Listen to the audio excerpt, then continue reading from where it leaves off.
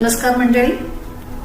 आज अश्विन शुद्ध पंचमी, देवीची 5वी माळ, देवी स्कंदमाता.